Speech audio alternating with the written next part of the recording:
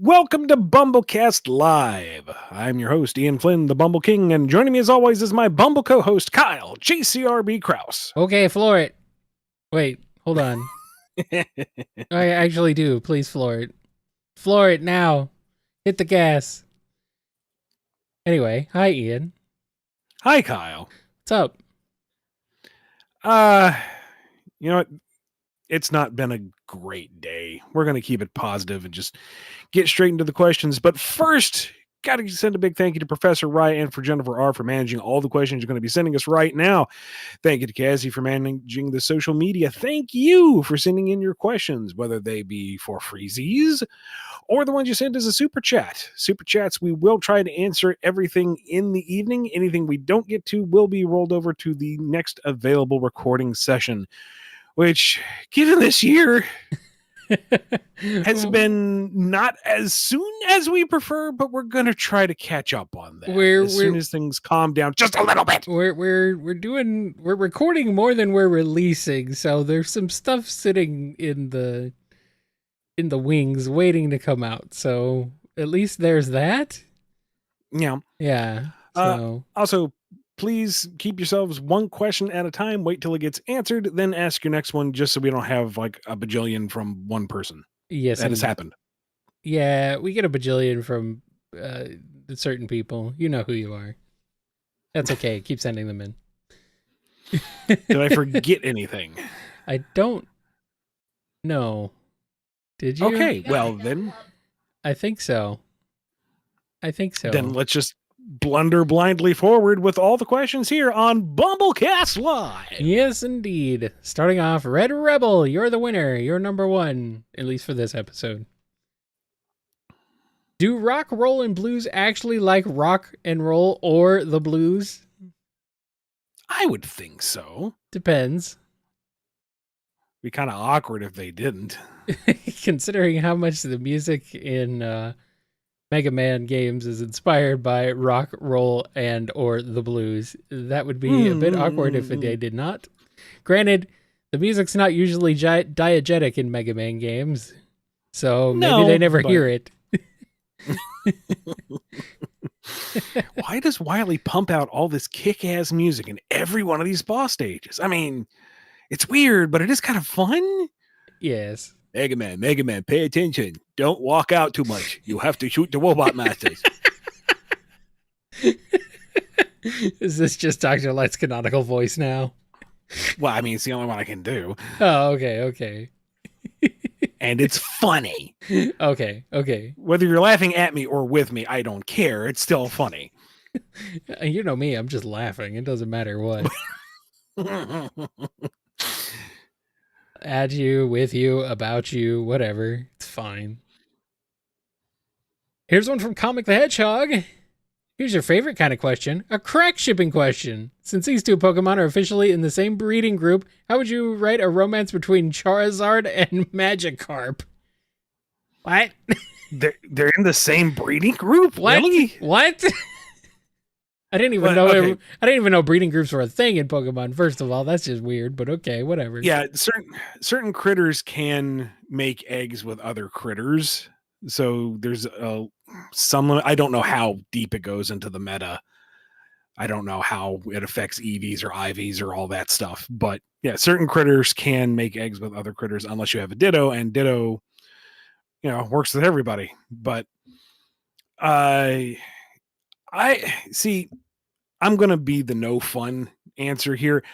I don't like it when the Pokemon are characterized as characters. I like them being fanciful animals. And that's not saying animals can't have a personality. I've owned enough pets to know they definitely can have a lot of personality, but I don't like it being treated as they're the same level of sapience and agency as the human characters, because then things get a little weird. So, but that's not the fun answer, is it? They're in the Dragon Egg group, apparently. Well, I guess that makes enough sense. Gyarados, but okay, fine. All right, Charizard sees something in Magikarp nobody else sees and is very inspiring and uplifting and positive thinking until Magikarp turns into a Gyarados. And Charizard saw the fanged, lovely beast within the fish all along. Kind of a ugly duckling story, I guess, but not ducklet. It's Magikarp. Sure. We'll go with that. Also, as an aside, real quick, it's Straub's birthday. Happy birthday, Straub! Hey, Yay! Happy Straub Day. Yay!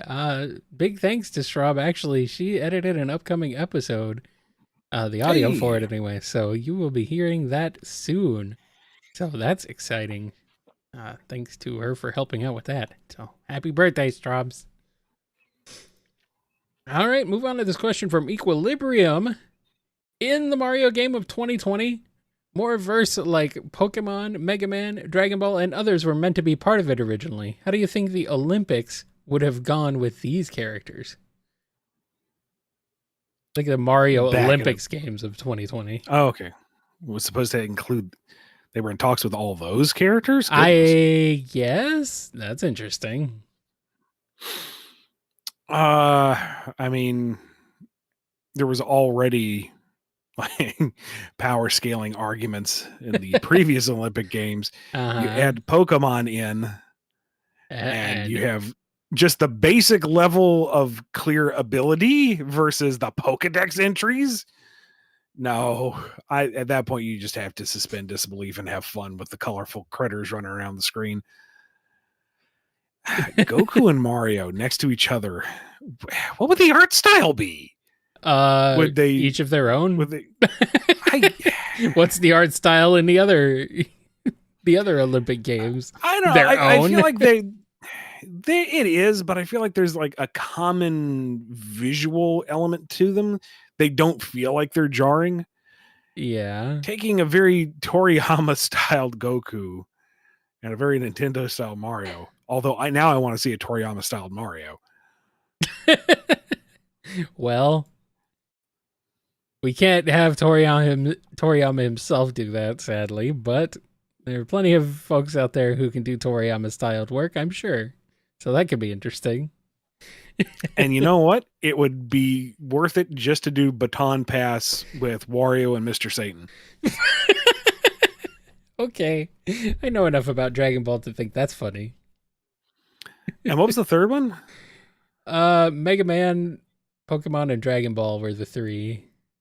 Man, Mega Man getting the call out there would be nice. That one I feel like would be the most fitting. Yeah, except they're all robots. Like they can do everything perfectly.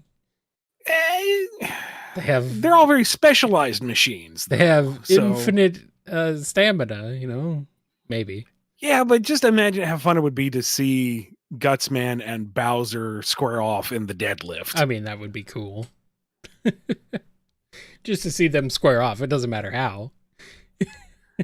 I wonder if they had gone that route, if it would have been Mega Man in full armor doing competitions, or if we would have gotten like Rock and like your just traditional sportswear. That would have been cute. Yeah. Maybe it depends on the event. And, given how robust the roster was in the previous entries, I guess we would have a Dr. Light and Dr. Wily competing. And you could totally have the Ryu Gi version of Dr. Light in the Taekwondo competition. It's a perfect Easter egg opportunity. Well then. Let's hop over to some super chats, shall we? Let's. This one's from Steven to start us off. Hey, Ian and Kyle, what's your favorite Donkey Kong game? Also, can we get Ian's best banana? Oh, banana. Favorite Donkey Kong game's got to be Jungle Beat. Really? Okay. Yeah. Sure. I wish there was. I know this is counterintuitive to what the game is, but I wish there was a traditional way to play it, just with a normal controller with normal inputs. The bongos were really cool, but good lordy, did they work up a sweat. Yes. I think that's the And idea. as someone who is notoriously lacking in rhythm, it was kind of tricky to get through some stuff myself. So having the guardrails mittens on babby mode of just hit A or B to jump and punch would have been appreciated. But the style of it, the concept of it, the presentation of it, just everything about it is loads of fun. Just I love everything about it. Yeah. Mine is Donkey Kong 94, unless that's some sort of weird thing where you consider it a Mario game because you don't play as Donkey Kong.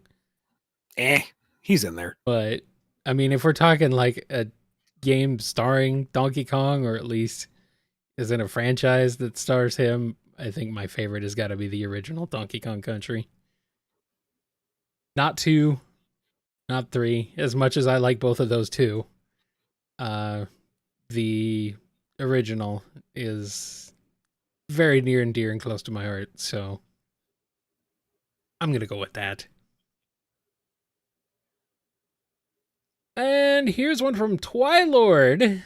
Twilord wants us to Google image search Nayabutman, but he says, Ian, I know you love kitties and dinosaurs. Do you want Nayabutman or the cyborg dinosaur in the mystery box as a familiar? Spell Naya Bootman for me. Nya, like the cat, Nya, and then Boot, and then Mon. Nya Bootman. I think I said Naya Bootman, but I'm pretty sure it's probably Nyan Bootman. Nya Bootman.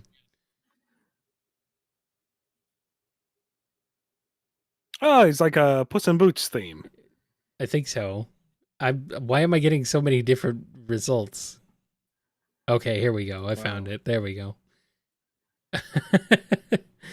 Yes, he is a bit of a Puss in Boots style character. That's cool. I dig it. That's cool. It's even got like what looks like a little bit of a plasma tip to the saber or rapier. Yeah. Epee? What style of sword is that? Fancy pokey thing. Yeah. Or the cyborg dinosaur. I'm guessing that's like the dinosaur that everyone knows from. I'm gonna go with Nyan Bootman on this one. Just that style, that swagger. I think so. I think that's a cooler one if we had to choose. Yeah. And Hero Squad has a question. Team up between Bane and Strong Bad. How it go? Well, it starts off well enough because Strong Bad is just amazed by this fellow luchador who's, super ripped and look at those muscles. He didn't even need the Aber 2000. That's all natural. Then he realizes they're both pretty much the same character. The veneer wears off real quick. Yeah. The more they hang out. And he realizes that in the end, it's really just a more buff version of Strong Sad. Uh-huh. What that crap, dude? I thought you were supposed to be cool. I'm sad because I'm flying.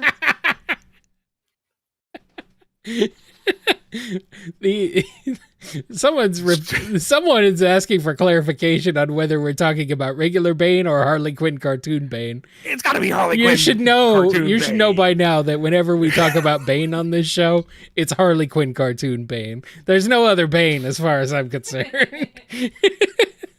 Stromberg catches him on like this little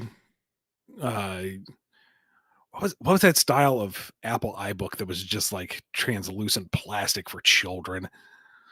It wasn't for children. It wasn't for children, but it was. Yeah, I know what you mean. It's in the style. It's in the style of. Okay, there's the one for children. It's not by Apple, but I know what you mean. Okay. I know what he's sitting there, hunting and pecking. Dear Strong Man, how do you type with boxing gloves on your hands? Holy crap, that was you! You keep spamming my inbox with this stupid question? I want to know! It's true, though. Why doesn't he ever say? Why doesn't he ever answer the question? How does he do it? So finally, after Bane's been rejected by Strong Bad, he's just looking for a friend, someone to inspire. Oh, hey there! Oh no! You got that nice physique. And thus he trains Coach Z to be super ridiculously ripped. Oh, there you go. Okay. That makes sense. And they are best friends, Uh-huh. drinking Listerine. Perfect. All right, Cameron D has a question. It's a crossover we didn't ask for, but we're getting it anyways. Bane, Johnny Bravo, and Kyle with his After Dark voice. The setting, a rabid war zone. Your only weapons, your words. Have fun. Enjoy. Great, more Bane. You have an After Dark voice? Yeah, this one, remember? Oh, The right. socks stay on. The socks. Oh, mama. You gotta know it's serious when the socks stay on. Don't matter if they're tube socks or little ankle socks. That socks are serious business.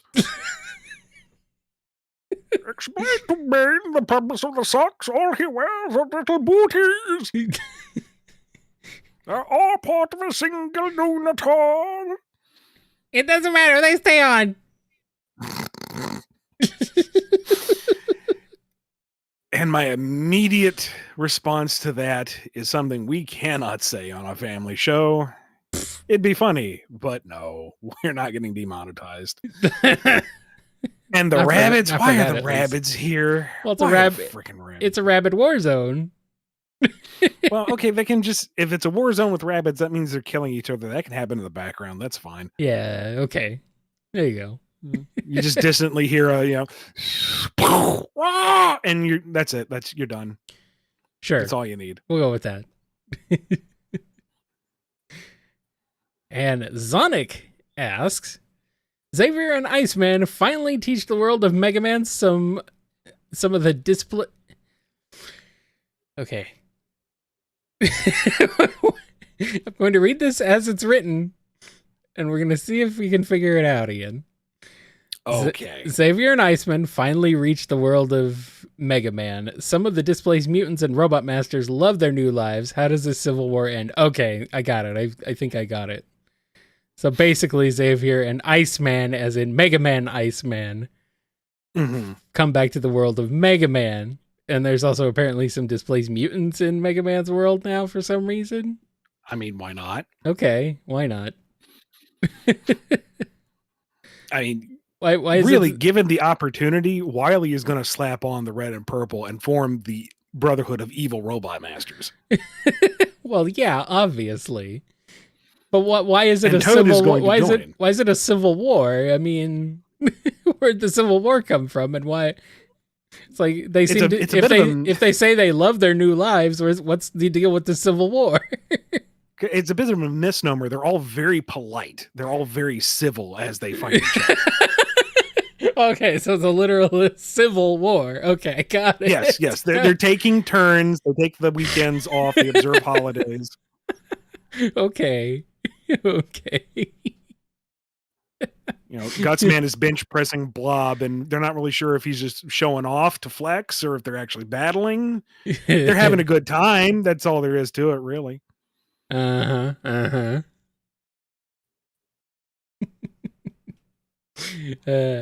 Are Wolverine and Slash Man fighting, or are they just showing off the hardware? Who knows? Who knows? We'd ask Wily, but he's too busy preening in front of the mirror with his big purple cape going, "Oh, I look so amazing in this. So evil. Why didn't I think this before?" Oh, okay. So he's just Sigma now. Got it.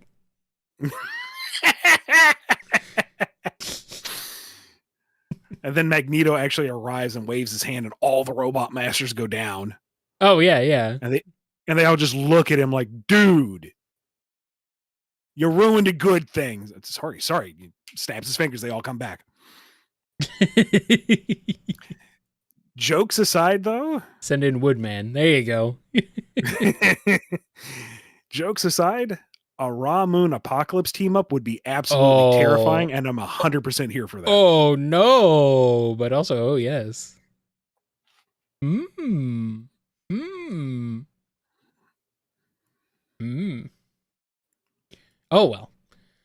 All right. Arfo is here with a question. We're switch back to some standard questions for a bit. Did you watch Dragon Ball Daima? If no, do it. If yes, what are your thoughts about it and Super Saiyan 4? I have seen bits and pieces. I've been spoiled on the plot. What I have seen of it is absolutely gorgeous. What I've been spoiled on it plot wise feels like a squandered opportunity, which is disappointing. And for 4, I've never been a fan of 4. Still not a big fan of 4, but this interpretation of it is a little more palatable to me. I don't like its incarnation, though. For all the faults GT has, I think the manifestation of 4 is more meaningful than it was in Daima. But put a big asterisk on that because I haven't actually sat down and watched it for myself. I'm going through a lot of secondhand accounts. Okay. But God, does it look pretty. All right. Clara V asks, you said before when you do reality warping beings, it's hard to make threats stronger than them. But how exactly is it hard? Just say or show this new enemy is just above the reality destroyer. Well, that's the thing, is that if you have someone who can warp reality, Yeah, and can quite literally do anything, then there are no stakes if you have someone who just does it better, because there's no conflict. The better adversary just says, "Nuh-uh, you don't do that anymore." You have the antagonist go, "I can turn everyone into noodles," and the 1 point stronger guy goes, "No, you can't. Also, you're gone forever." Boop, done. Yeah, nah. Kind of silly. There needs to be some degree of restraint. There has to be some rules or some kind of guidelines to keep it restrained so that there is some tension. Otherwise, if you can be a reality warper, there is no excuse to not insta win other than you're dumb. Yep. All right, Ethan T asks, at what point would you consider redeeming an antagonist who attempted murder or the protags in a non-comedic scenario becomes realistically impossible? Really depends on the context. I think I read that weird, but you get it. I think I get the spirit of the question. I think it comes down to, why did the antagonist attempt to kill the protagonist? What was their motivation? Well, at what point would you consider redeeming an antagonist in a non-comedic scenario? At what point would redeeming an antagonist in a non-comedic scenario become realistically impossible? I think that's what they mean.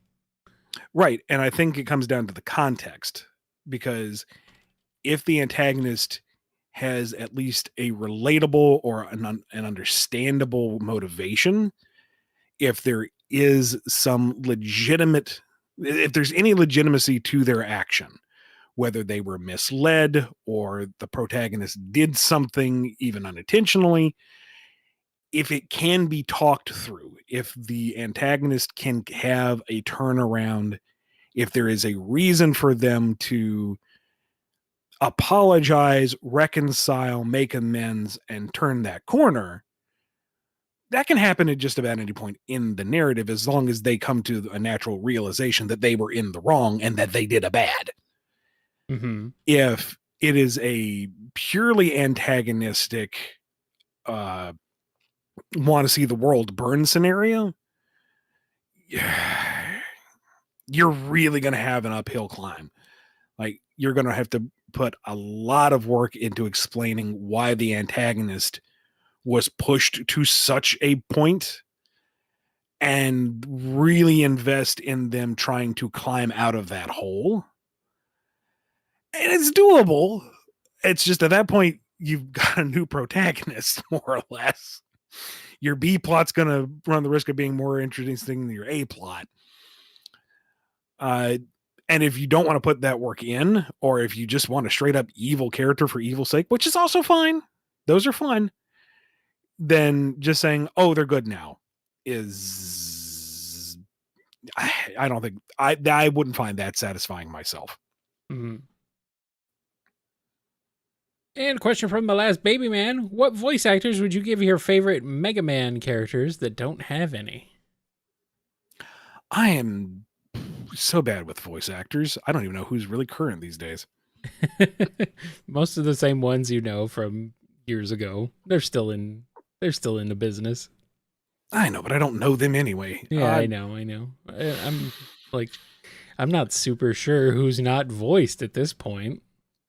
I guess most of the Robot Masters between like 4 and 10 haven't been. Because I was gonna say, did Classic have any at all? But I guess the powered up ones all got voices. Yeah, that's true. Although Powered Up was just remake of Mega Man 1, wasn't it? I thought they got further than that. I thought they got to like at least 2. I don't think so. No? Okay. Plus, I mean, the Mega Man 2 Robot Masters were in the Mega Man Ruby Spears cartoon, weren't they? Yeah. And then there's the cartoon, the weird spin-off. Yeah.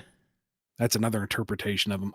And then I don't know. And then there's like, I don't know. I don't know.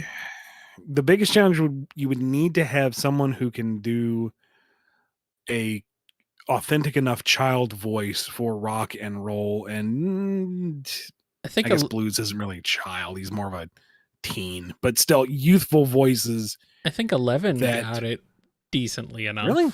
I mean, they were fully voiced in 11. And they've been voiced before, so it's not like it's a new thing.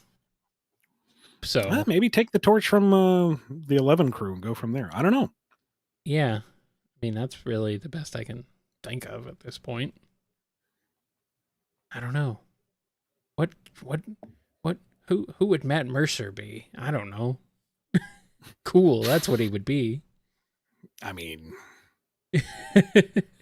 I would cast him as Wily myself. Who came before? He could. I mean, I also cast him as Guts Man, cast him as Alec Man. You know what? Let's cast him as like everybody, and really he can do it. He can do the whole thing. No. Yeah, that's maybe roll, rush, the whole shebang. Maybe not. Well, okay, yeah, he'll be fine. His role is just his natural speaking voice. I'm like, perfect. Now I'm just reminded of him being in Mighty Number 9. Oof. I forget who he was, like the Dr. Light analog, or was he just the narrator? I don't remember.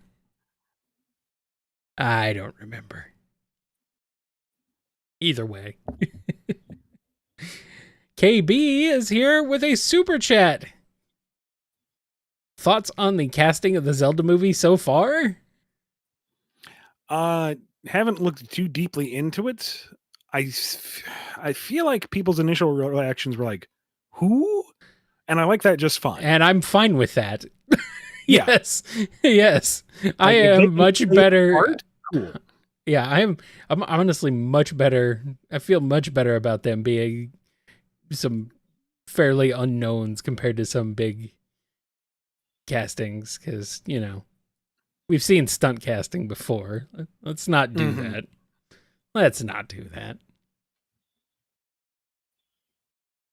All right, Nova has a question. Hey, Nova. Can you power scale the Bumble mod so I can prove a point? Who would win in a fight? Well, see, this goes back to our reality-altering powers. Yeah. Because I could just say, you know what? BumbleKast is done, and therefore I win. You're all out of a job. You're all out of a job that you volunteer for that you don't even get paid for. Well, okay. We pay our artists. The real answer too much, but we pay them what we can. The real answer is Professor Rye, because he has those weird dark eldritch powers. Like, I don't want to really speak them into being, because I start hearing the voices again and the walls start to bleed, but, you know. I don't know, because like Noni's literally done everything and has experienced like 1,000 lifetimes of things just in general. So I don't know. Noni seems kind of scary too. Okay, so it's like the Highlander versus the Darkest of Darks, Yeah, sure. as rendered by a little hot dog man in a hat. The question is which one is which, and I think the answer is yes. Yes. Although Strom is freaking ripped. She can kick all of our asses. Like she actually goes to the gym for one. So she could probably take us all out. Also, bury you in the ground. Also, it's her birthday, so who's gonna tell us to? Who's gonna tell her to not kick our ass on her birthday? I'm not going to.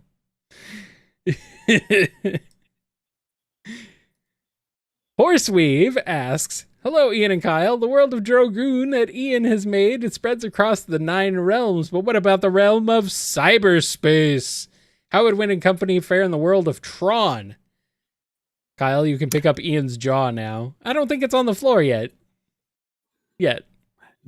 No, but you have me intrigued. Yeah? Traumatizing the crew would be kind of neat. I think they'd look pretty sick, to be honest with you. I'm not super familiar with the rules of Tron. Do like your natural abilities come through in the Tron world? Do they translate, or are you given kind of like an avatar? I think they come through. I mean, you're not like an avatar. It's you. You're in cyberspace. Like, it's not like okay. You're not just like a user. You're in cyberspace. It's gonna overclock that heatsink real fast. Yeah. And it's gonna be full of neon, and it's gonna be fantastic. Yeah, they're gonna look pretty cool with all that RGB lighting going on. Mm-hmm. Yeah. Hold on, I need to write Adam a quick note here. Scrapping book 1, redoing as Tron. Okay, thanks. No, let's not do that. Maybe if he gets time, he can doodle up them in as Tron-inspired outfits. Oh, excuse me. That's Adam at the door. He's here to murder me. Yeah, gotcha. Okay, fair enough. Yes, and then he's coming to find me for suggesting that idea. Oh boy. Oh boy. Oh wow, this is a very generous super chat from Brett F. Thank you very much. Very much appreciated for all of our super chat donators. Since IDW is making a Street Sharks miniseries, how would you guys go with a crossover between them and the Teenage Mutant Ninja Turtles? Can be with any version of the Turtles. Also kind of neat that history repeated with a comic company making comics for both franchises. I know, right? That's wild, yeah. I feel like you really just need to bank on the nostalgia on that. Mm-hmm. Go with the 80s TMNT? Yeah, were they more concurrent with Street Sharks? I think so, yeah. I feel like they were. Yeah, Street Sharks would have been like what? Early to mid 90s? I think so. For the cartoon. So, and TMNT went on for like 10 years. So a while, yeah. Yeah, definitely go with that.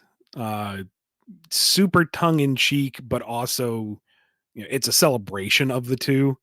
Yeah. You know what you're doing with it, but at the same time, you don't want to make it a parody of itself, but you don't want to try to treat this as the super serious crossover between these two. You have fun with it. It's a celebration. And you just need an excuse to put Dr. Piranha Head in Shredder style dive armor. Or Krang in Dr. Piranha Head's dive armor. That also works.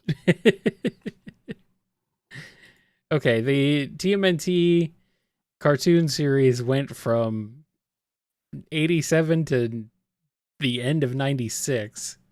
And wow. Street Sharks went from September 7, 94 to May 97. So, yeah, okay, so that's they're concurrent. Yeah, they're concurrent with each other. So yeah, the 80s cartoon TMNT crossing over with the Street Sharks, yeah, that seems like the most logical. The most logical way to do it. Have Shudder say, tonight I dine on shark fin soup. Yes. Oh no, there's a follow-up to that Bumble Mods question now. Well, I don't want to jump to it yet. You guys don't get to cut in line just because you're... Just because. I said so. You have to wait like everyone else. Bladed Fox 14 asks, it's open mic night and Cutman is performing for the Light family in the original Robot Masters, plus Oil Man and Time Man. How well does it go and who walks out first? Oh no. Oh no. Cutman ruins it, but then DJ Cutman shows up and it's a whole different story. Just kidding. Nah, rock and roll, they enjoy it. They that's their humor. They're good with it. Dr. Light's just happy that everybody else is happy. Time Man is cursing the fact that all he can do is slow time. If he could speed up time and get out of there, he would do it. He would use up all his energy, but he can't, and he can only slow time, so they would notice if he left. So he just has to sit there and endure, and that's what gives Oil Man life. That's the best part of the show for him. Okay. Cutman wraps up. Thank you. You've been a beautiful audience. Oil Man goes encore. Time Man just glares at him. What about the rest of the Robot Masters, the original ones? Oh, they were all there too? They're all there too. Yeah. Okay. For the most part, they're there to, support their brother. Yeah. I mean, Gutsman, I think, is a little more on the pun level. He gets it. They're funny. Iceman, not so much, but he'll endure. Elecman, not a fan. But again, he's not going to break ranks. Fireman's there to support. That's about it. But he's going to be polite about it. Okay. Yes. All right. Back to some standard questions. That cartoonist guy asks, it's the Muppet Show with our very special guest, the cast of Dragoon. Yay! What happens? For example, might Libby take after Miss Piggy? Imagine Wind and Gonzo get along great. Lissy, not Libby. That's all right. That's fine. Close enough. I can imagine they get there, and Foreign is very nervous because they're going to go on stage. They have to make a good presentation of themselves, and they have to keep Wind and Lissy under wraps because they don't want to expose the fact that they are the two last gods in the realms to a crowd full of people on a live broadcast. So the show has to go off without a hitch, and they have to keep things under wrap. And he can't confide in Kermit because he doesn't know if Kermit can be trusted, and Kermit is barely held together anyway, trying to keep the show going. So the two of them are both cooperating in trying to keep the show running, but also kind of butting heads because they're course correcting each other as the show goes on. Running gag of Joe Boone finds Fozzie hilarious. Every single joke lands for him. And so they're just in the back room, and Fozzie is just riffing on him nonstop. All his material, all his best stuff. Jobin's just cracking up, loves it, to the point where Fozzie misses his cue. Oh, no. And they're like rushing around. Fozzie, where are you? You have to get out there and do your... I am doing my... On the stage! He runs out there. And he went through his routine. He forgot his routine. He already went through it. Yeah, he already did it, so he doesn't need to remember it anymore, except he does. Oh, crap. and he's just like remembering parts of the joke and not the punchline because his rhythm is thrown off entirely. And he just starts dancing on the spot because he has got nothing else. And you got Foreign and Kermit off to the side just...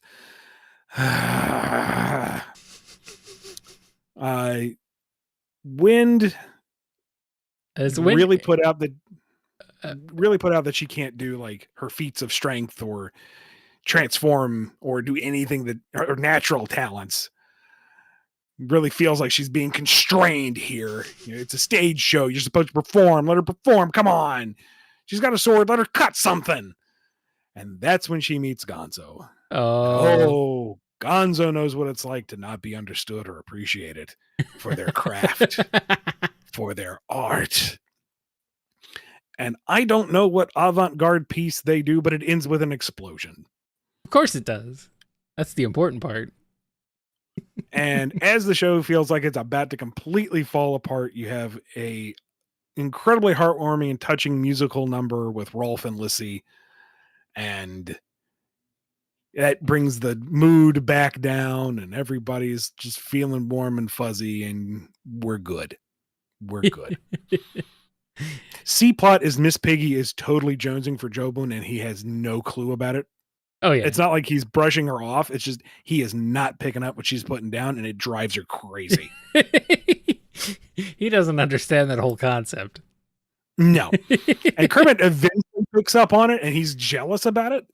Yeah. He thinks Jobun's playing hard to get, but Jobun, again, does not understand the interplay here.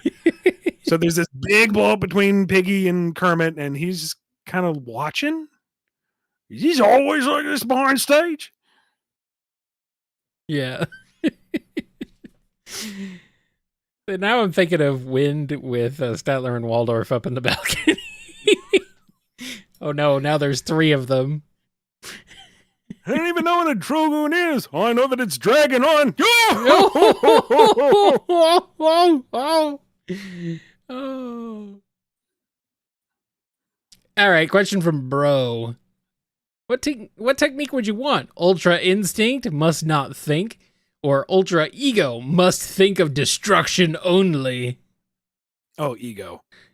Absolutely. There is no way. It's a lot easier. No possible way I can empty my head to do Ultra Instinct. No. Same. Cannot, would not. No, Ultra Ego is fail upwards, and that is 100% my lane. That's how we got this show. Pretty much. Good old Uncle Venus is here with a question. Falsely accused of murder, Ian and Kyle must don disguises to evade the law. But all they have are a clown costume and a Catholic priest outfit. Who gets what and how does their escape go? I mean, why not parts of both?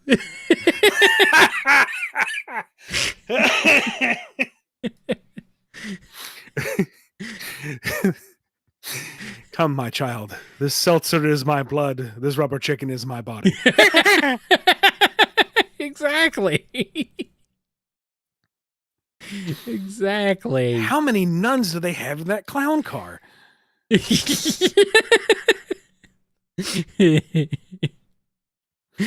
Oh, man. The answer is either none or none your business. How does our escape go? Well, hilariously, I don't know if it's successful. We were falsely accused of murder, so we must escape the law. Quick, Kyle, pull it in an increasingly long chain of handkerchiefs out your sleeve so we can climb out the window. Yes, the Bumble mods are nuns now, and yes, they can fly.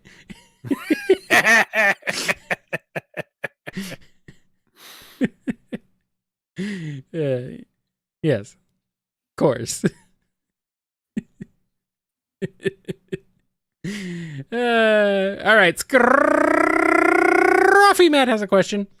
It seems we're getting a new Avatar series featuring an earthbending avatar who's been accused of destroying the Earth and is now an international fugitive or some such. Thoughts? How are they an international fugitive if they destroyed the Earth? The Earth's destroyed. Well, I mean, there's still fire, water, and air. It's only the Earth element that got destroyed. But oh, I see what you did there. Smart. I mean, I'm a little gun shy because I feel like they were starting to lose the thread at the end of the original Avatar, but they wrapped it up. Okay, fine. Yeah. I have thoughts on Korra, and they lost me at season 1.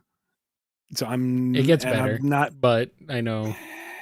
You're not going to want to So it does in some way. sit through the rest of, yeah. And let me be clear here. I don't have any issue with like Korra as the avatar. I mean, Korra, the show, Right. all the characters, all the themes, all the narrative execution. But so I don't know. I don't know if I'll jump on the bandwagon first thing. Once bitten, twice shy. But I don't know. Maybe I'm just being pessimistic. They've taken some time off from the animated adventures.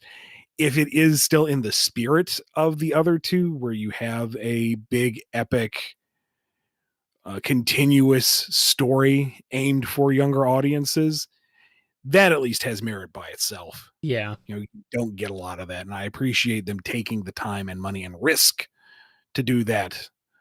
Whether or not it sticks to landing, I don't know. We'll see. But it's not out yet, so we can't really say. Yeah. Alrighty. Happy Times has a question. Have you ever gotten halfway through a comic script and realized you don't have enough pages to fit all the story and character beats you planned for that issue? If yes, how did you handle it? How do you handle it, Kyle? I don't. All the comics you've written. I don't. I haven't written any What are you talking about? Don't put this crap on me. They asked you. They did. I want you to feel included. They didn't ask me. I'm asking you. I read the question and I'm asking you. I haven't run into that problem in a long time because it's been 20 years. I've learned how to avoid that pitfall usually. You kind of come and figured out a rhythm mainly. Yeah. And part of it too is the process, which we've discussed on the show numerous times. Yeah. So if you do the groundwork first, you should be okay. But sometimes the breakdowns don't pace out into the script like you thought they would. And at that point, you just got to make cuts. You got to cut panels, you got to cut pages, you got to reorganize things. And it sucks because you got some really cool stuff in there, but it doesn't work for the overall flow. So you just got to cut it out. Alrighty, super chat time once again. Buttered Noodles is here with one. I feel like I'm asking about my current hyperfixation, but how much do you guys know about Dead by Daylight? Very little. It's the first-person zombie apocalypse where you scavenge during the day and the zombies come out at night. Is that one? Multiplayer action survival horror game. Yeah. I've seen it before a little bit, but that's the one that all of a sudden got like the licenses for every like major horror franchise and horror villain that they possibly could, and now they're all in the game. Ah, okay. Yeah, I think that's what it is, because there's Five Nights at Freddy's apparently. I think Freddy Krueger is one of them, and Walking Dead characters are in there, and all sorts of crap. It's basically become like the it's like Super Smash Brothers for horror characters. It's a completely different type of game, but the Xenomorph is in there apparently. Like, wow. Huh. All right.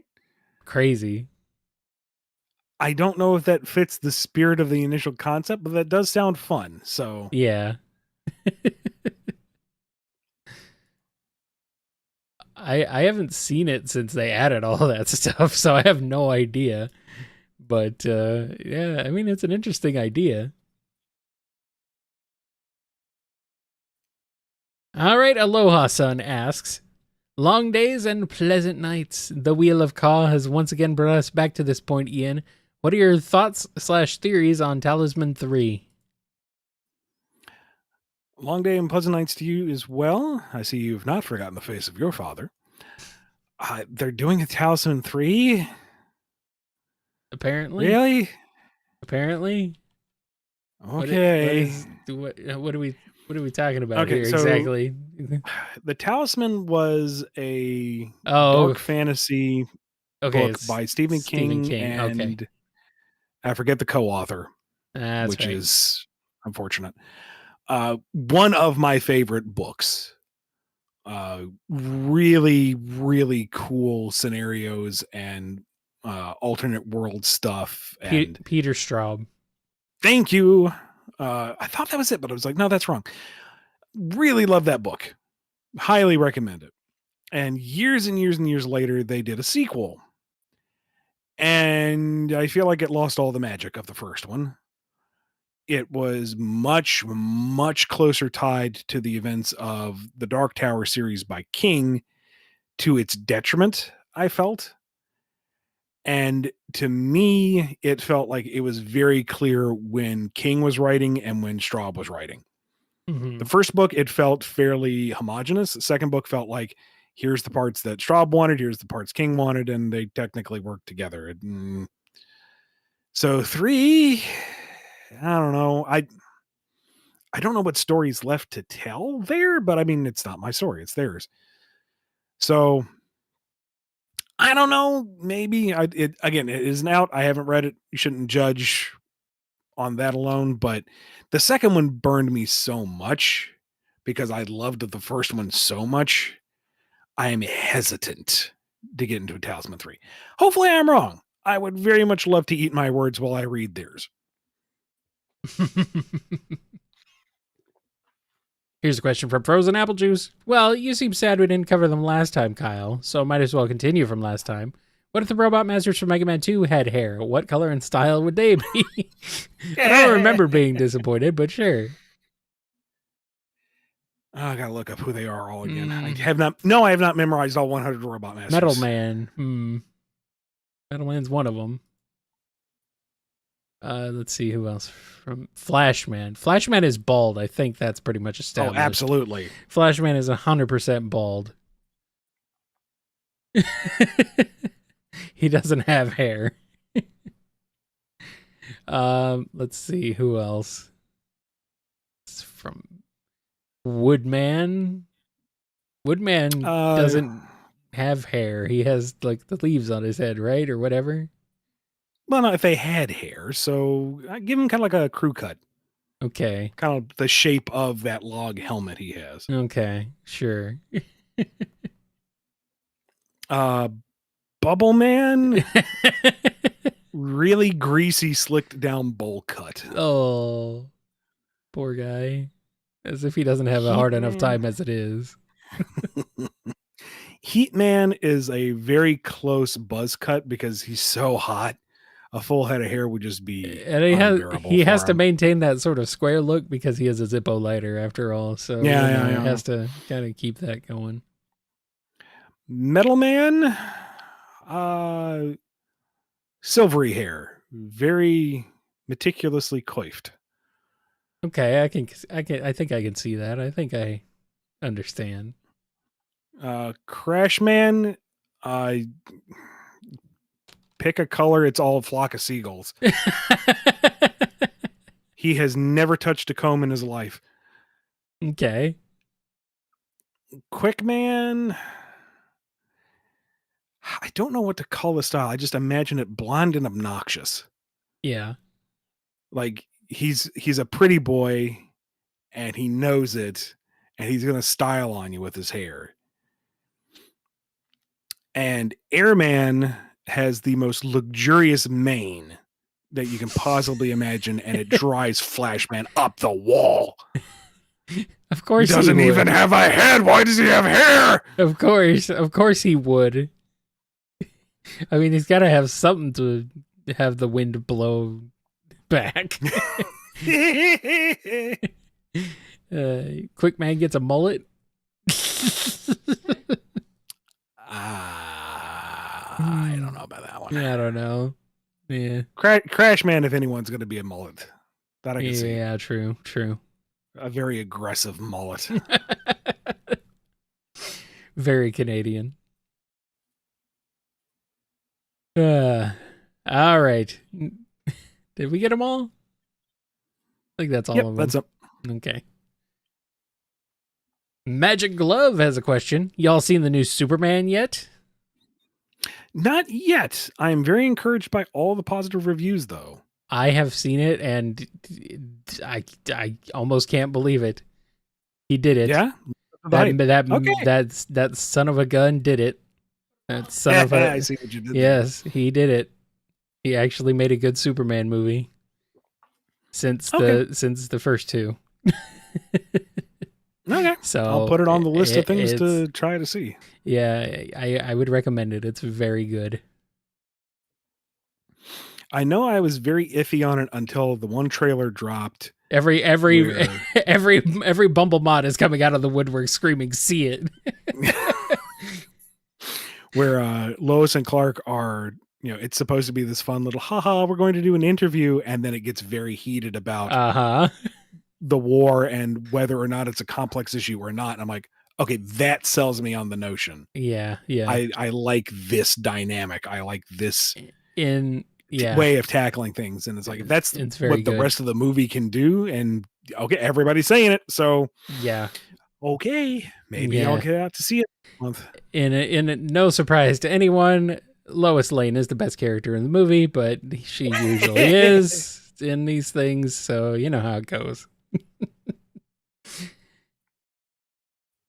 All right, Andrew B has a question. Ian and Kyle become a wrestling tag team in the 90s. Their first opponents are the Holy Demon Army. How does it go? Holy Demon Army. Let's see. Who's in that? Either way, we're probably going to get murdered. No, come on. We're a tag team duo. We can make it happen. Let's see. Okay, they are Japanese from the All Japan Pro Wrestling. No, we're done. We're done. Yeah. Yeah, we're done. Yeah, they're gonna have a level of style and acrobatics that we can't even approach. No. These guys could absolutely just destroy us. It'd be kind of like watching a Harlem Globetrotters thing, only WWE style, and it's where the Globetrotters would lose. Were they the ones who? Were they? I'm trying to think.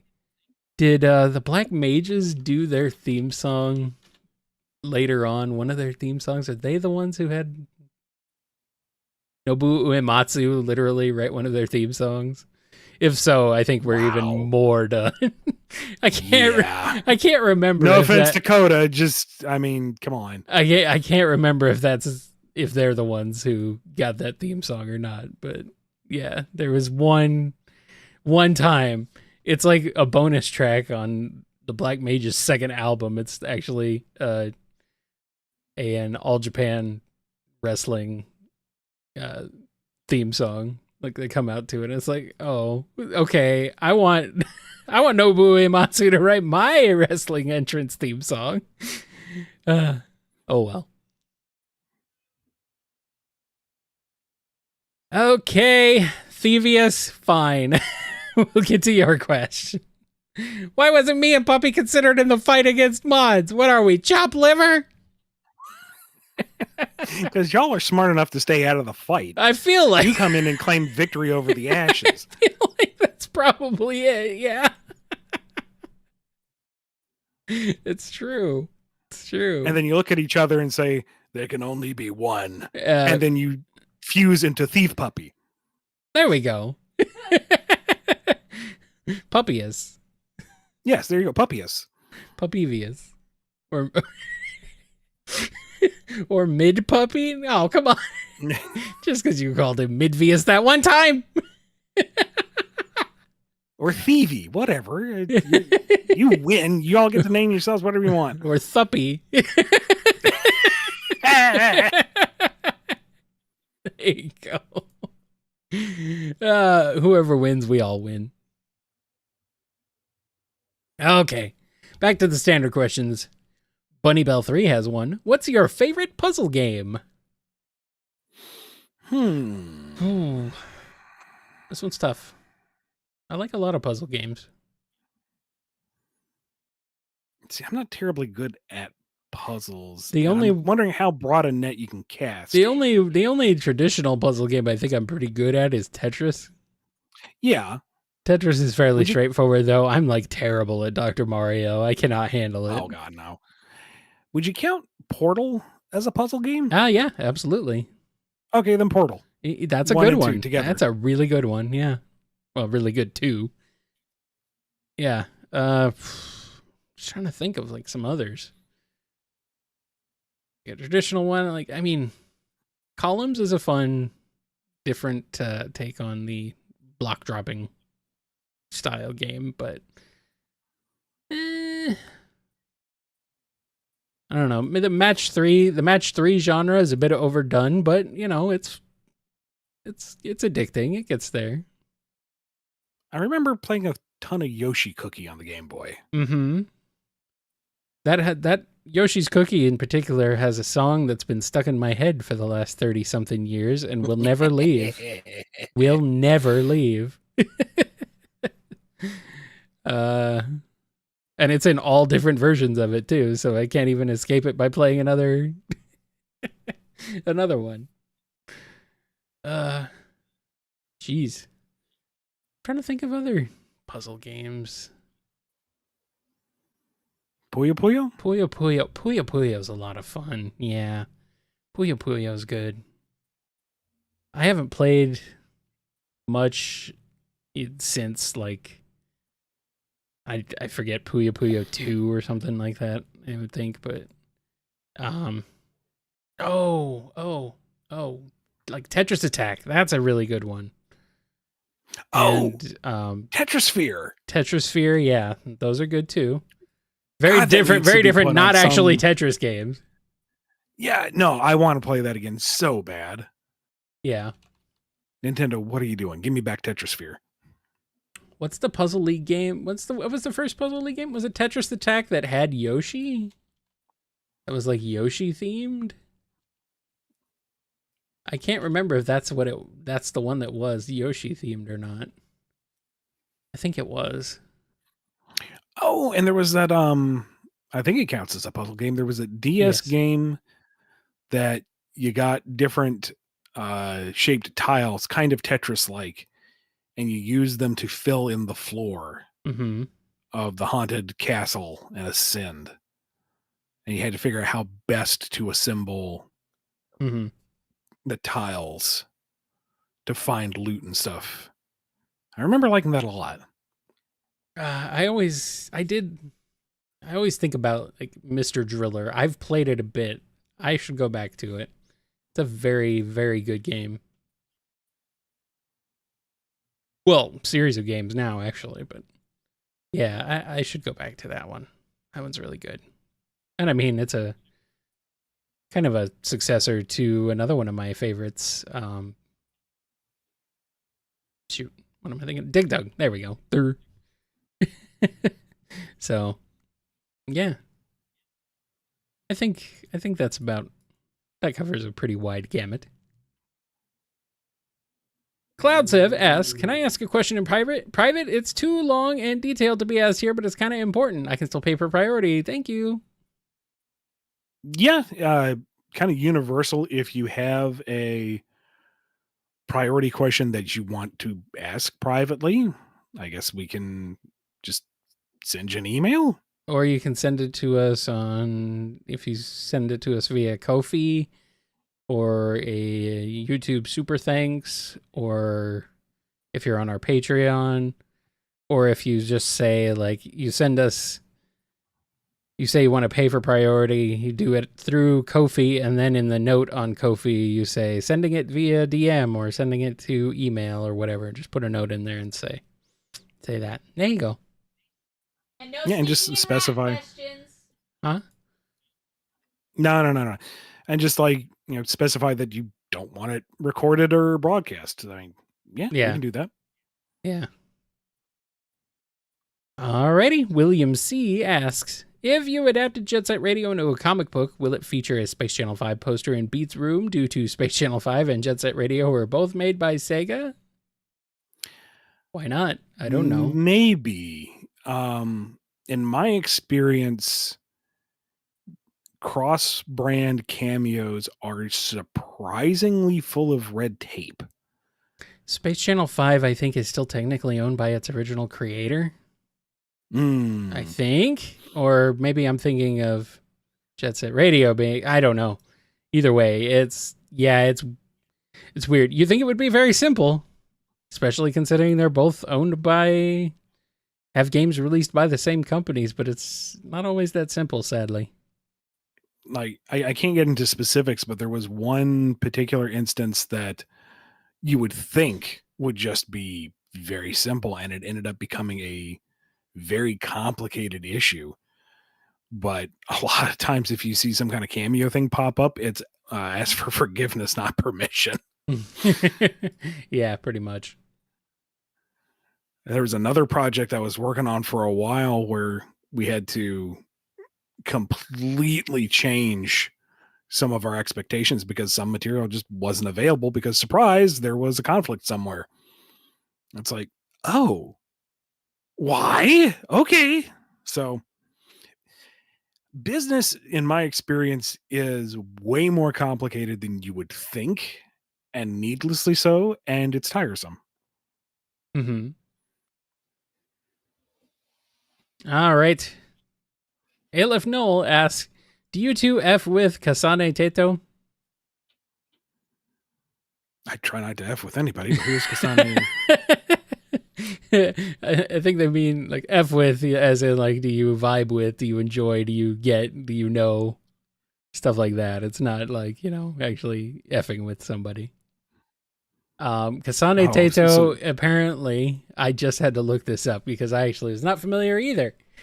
Is due to the rise of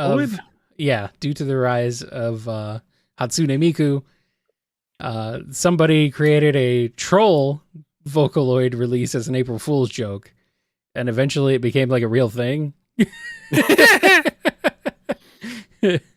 So, you know what? That's pretty cool. I'll have to look more into that. I'm not familiar otherwise, so.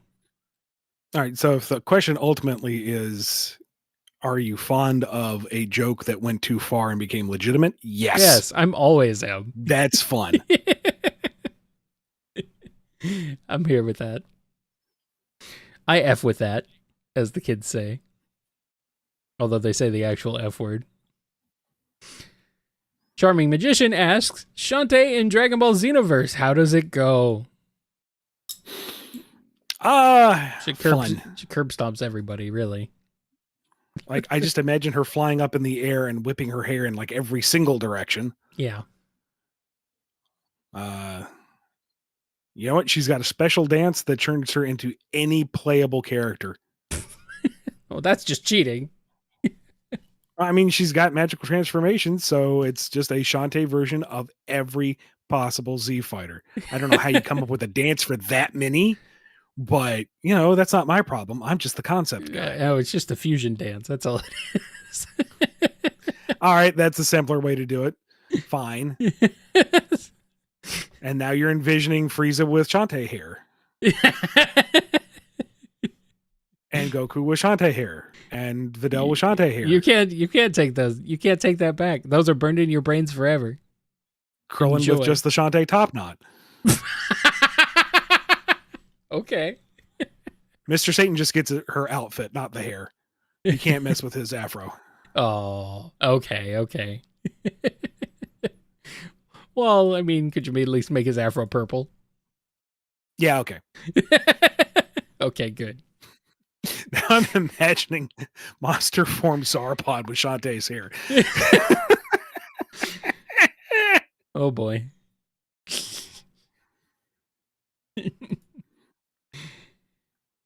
All right, Shaylin Sonic Fan asks, you two are members of the DWMA. As teachers, students, it doesn't matter. What does matter is which one of you is Meister and which is the weapon, and the type of weapon would you be? DWMA. I think I know what this is. Hold on. DWMA. Let's see. Death Weapon Master Academy from Soul Eater.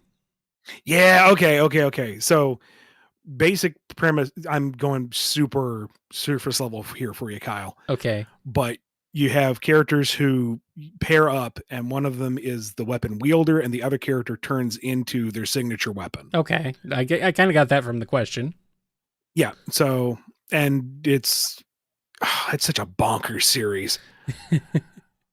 Would recommend the manga over the anime because the anime kind of goes off the rails from the manga and does stuff. Anyway, that's not the question. The question is, who would be the... Do you want to be the weapon, Kyle, or can I be the weapon? I don't know. Do you want to be the weapon? This sounds like you want to be the weapon. So I kind of want to be the Meister, so I can just have this constant, obnoxious, knowing smile. Okay. And then you turn into a giant chain-linked wrecking ball that giggles as I swing. See, it did it right now. Exactly. So you're like smashing through buildings and crushing opponents, and in their last moments, they just hear the hee. Okay. Freaking sign me up. Yeah, have the enemies swagger up and get all, huffy. It's like, why are you smiling like that? Think you already won? Oh, I already know I did.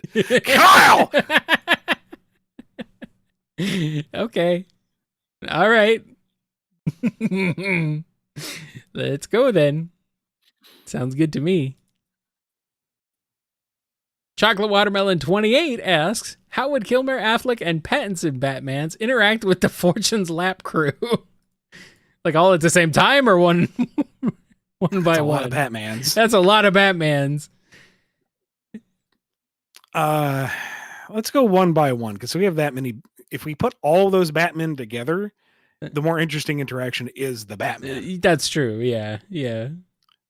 Okay. So you went through them fast. Who's the first Batman? Kilmer.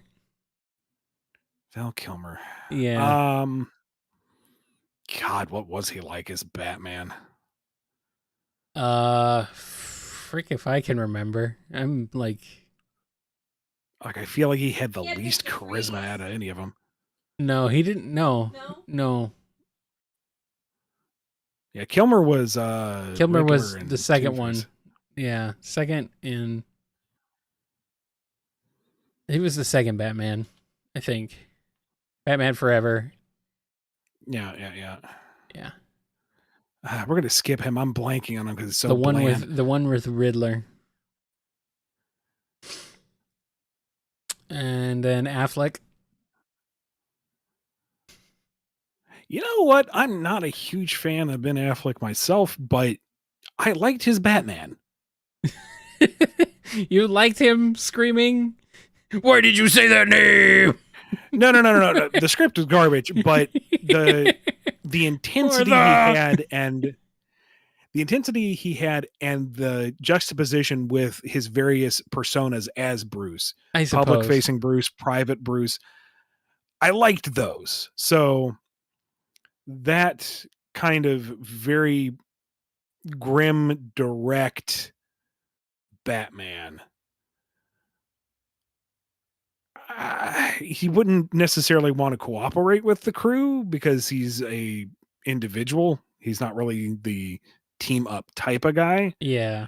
But when it came down to a fight, he and Wind would just break faces, and I think they would mutually appreciate that. Mm-hmm. What was the next Batman? Pattinson Batman. I still haven't seen the movie season, but apparently he's really good. I got through half of it. His intensity's pretty good, but it was such a dumb plot that took way too long. I don't want to finish the movie. Really? Okay. But he was all right.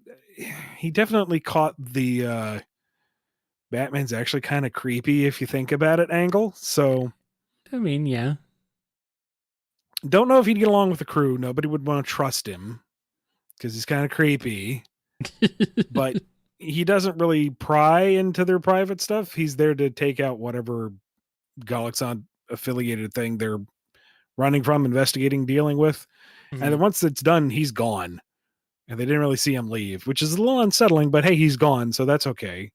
He was all right. Right? Yeah. Got the giblies. Let's move on. Apparently Pattinson is not a detective so much as he is just vengeance. All right. And was there another Batman in there? No, that's it. Just those three. Okay, so we got to go back to Kilmer. They kind of forget he's there. He does his Batman thing. They get the results from him. They're like, how did this happen? Oh, right, that guy, it was just funny. And then he's gone. Did they just start referring to him as Iceman? Why not? Thorne's just humming Kiss by a Rose from the Grave and doesn't understand why. It's not on the grave. It's on the gray. Whatever. All right, back to Super Chats. Sonic Fighter 09 asks, would you write for Azure Striker Gumvolt? Sure. I mean, seems thematically appropriate in line with some of your previous work. So yeah, why not? Yeah. I'm not super familiar with the series, but what? That's why wikis exist. That's why internal documentation exists. It's like Inti creates Mega Man X, basically. Yeah, and I got that much. That's really about it. I mean, I don't know. There's more to it than that. I won't. I'd be happy I won't to crap do my on homework it and go from there. I'm actually doing a lot of games right now. So good. What's another one? Why not a comic adaptation of a game? Hey, that works too. Yeah. That's even easier. Uh-huh. Excel Hedge asks, thoughts on I Have No Mouth and I Must Scream? Boy, the box art is creepy, I tell you what. Oh, I thought you just meant the quote. Oh, no, I think that every day. I thought they were I thought they were referring to the game. There's a game. Yeah, it's like from the 90s. It's a PC game. No. I Have No Mouth and I Must Scream game. I Scream video game. Okay. Well, Yeah, that's unsettling artwork. Yeah, it is. Yeah, it is. I remember seeing that on the shelves at like Best Buy in the 90s and being like, nope, don't want that. Post-apocalyptic. No, that's the book. I think the game might be a very similar thing. It's originally a book. Point and click adventure horror game. Yeah, no, immediately nope. Do I have thoughts on it? Yeah. Yeah. It's that old school style of point and click so that you fill in the gaps. Yep. Which means you make it worse than anything they can actually present to you. And I don't do horror anyway. So nope. I don't know. Phantasmagoria 2 presented you with quite a few things that they didn't leave much to the imagination in that game. I know that. Regardless. Weird game. Nope. And also nope. Yeah, no. Nah. I just remember the game box art, really. That's the main thing I remember. All right, Damnable's BP Para asked, the DK crew finally meet face-to-face with the McDuck family, Donald included, and you get to write it. Tell us the possibilities of fun to be had. Will K. Rool team up with Glomgold? Yes. Yes. Glomgold is absolutely furious when their heist was just for a bunch of bananas. Ooh, banana. We hired every single Beagle Boy to steal a bunch of bananas. I can't swim in that. Sure you can. Match them up. Of course, the final punchline is DK diving into the banana horde and swimming through it Scrooge McDuck style. Well, of course. Yeah, that's the most important part. And Scrooge helped out because, so what? It's a bunch of bananas. He's just kind of happy to screw over Glomgold until somebody crunches the numbers and he realizes, wait, that fortune of bananas on the market is actually more than what's in the money bin. He gave it away. Oh, no. I'm sure it wasn't his to begin with, but at least he deserved a bit of a cut, a finder's fee, something. Oh, man. Oh, man. Have to have a running gag of Huey and Diddy swapping hats, realizing that's wrong and swapping back and going, wait, no. No, hold on. Was it my hat or your hat? And swap back.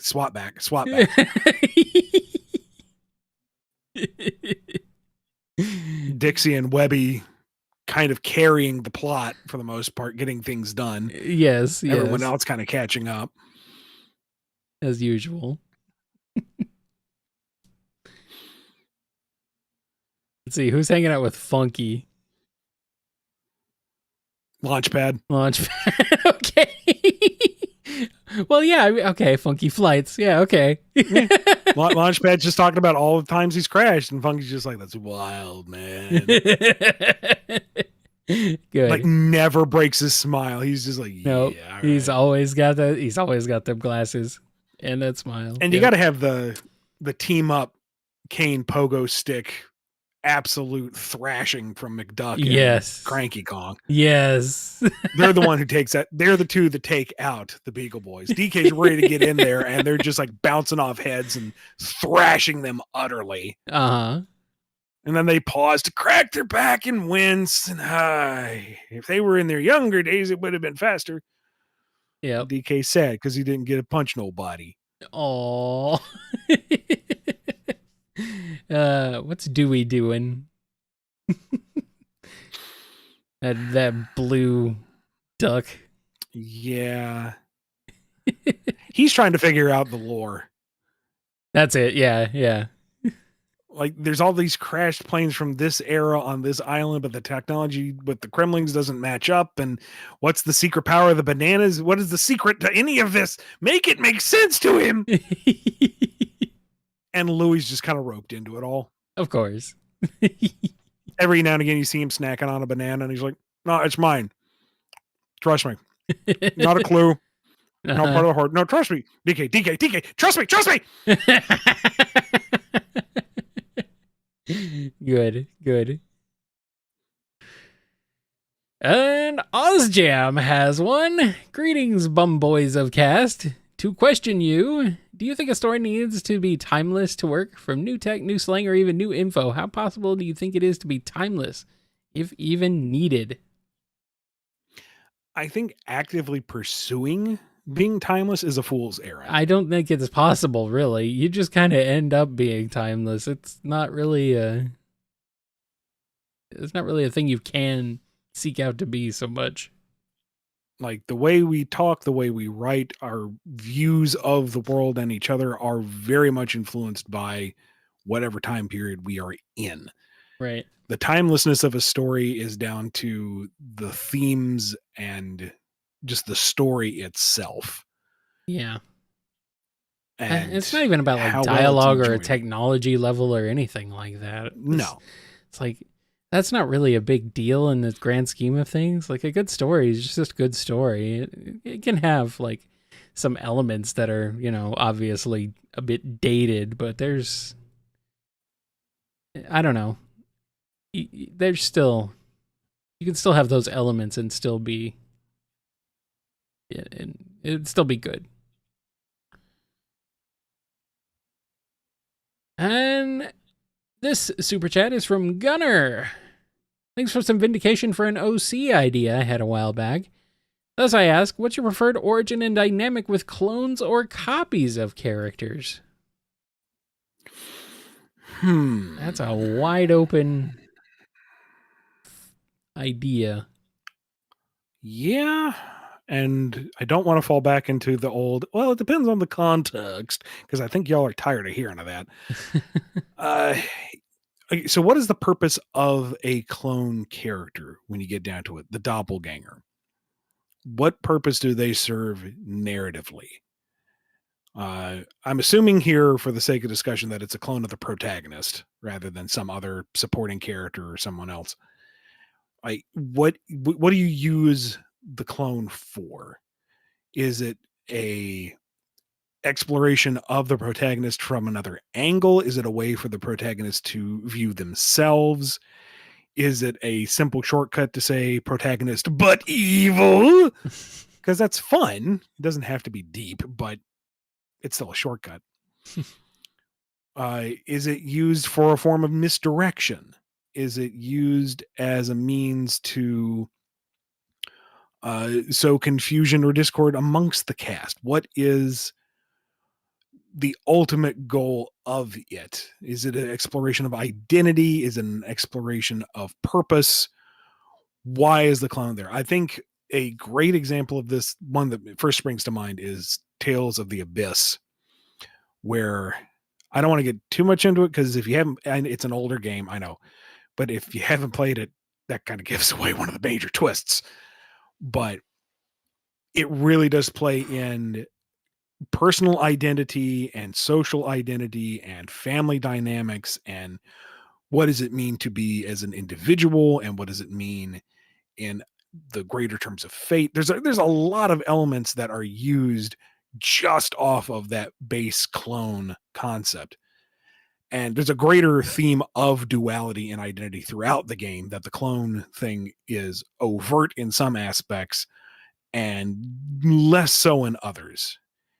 I can't really get into any of that without being like super spoilery. But Origin, I think, is just ties into what your setting and themes are. You know, if you're doing fantasy, magic is the way to go. If you're doing sci-fi, DNA, whatever.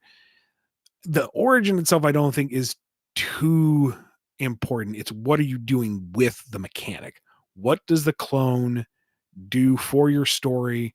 And what does it allow you to do in terms of exploring the character they are a clone of? Alrighty. That's all our super chats for this episode so far before we get into non-repeat super chats, I should say, from folks. Thank you to anyone who supported us beyond their one question, but we only do one per episode, remember. So, and but we have no super chats right now technically in the queue, so if you send them in, we'll probably get to them pretty soon here. Switch back to some standard questions for a bit. Qatar Station has one. In a previous BumbleKast Q&A, I asked what would happen if Light created Splash Woman instead of Rock. Let's dive into more of her personal thoughts. How would she handle all the fame and responsibility? Oh, shoot. What do I remember about Splash Woman? Because it has been a while. She doesn't have legs. Yeah, I know that. Okay. She's lonely, I seem to remember, because she's usually out at sea, Yeah, on standby for rescue. So being front and center, that wouldn't be an issue. Maybe it might be that she, is one of those scenarios where you think you know what you want until you've had it. And, canonical Splash Woman wants more company because she's lonely out at sea, but in this scenario, she can't get a moment's peace. She would kind of like to just be out at sea with just her thoughts and the sound of the waves for just a few minutes.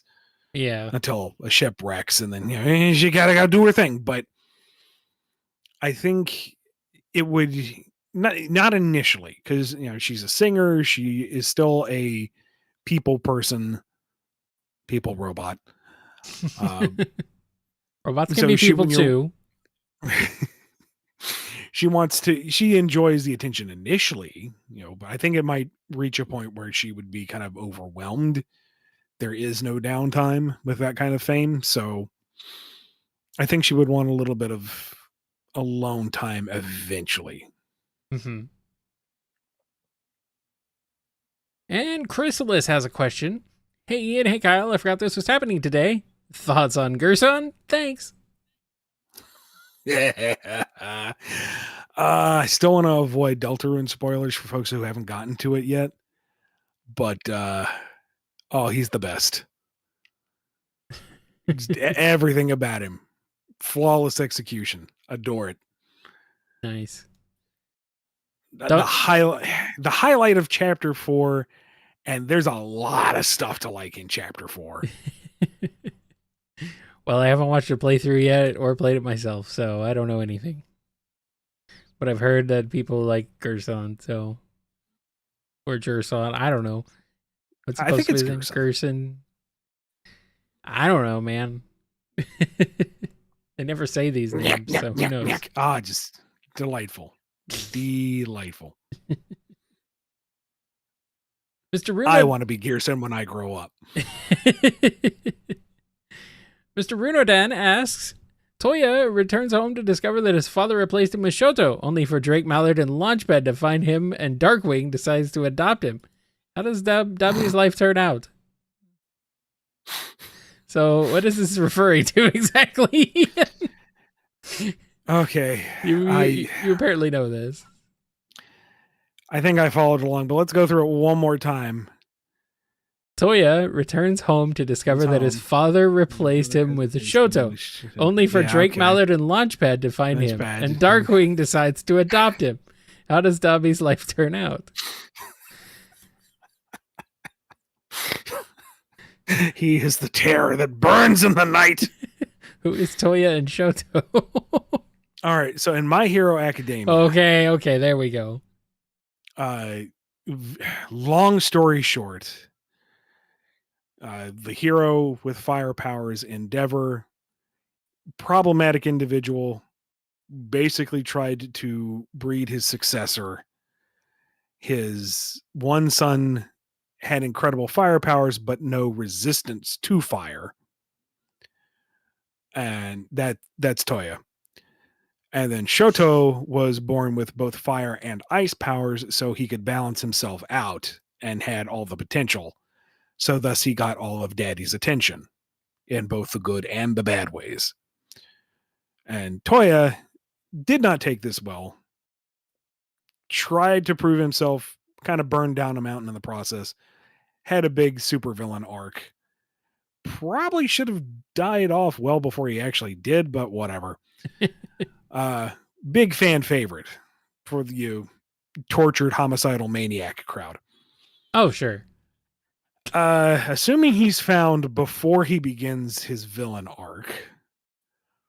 Drake and Launchpad, they could mentor. They would be positive influences. Way more than Endeavor was, that's for sure. Might have to take a really extended fire insurance plan out on their place, but beyond that, I think they'd help him out. They're bound to find some inventor within their universe that can help him with the firepower regulation.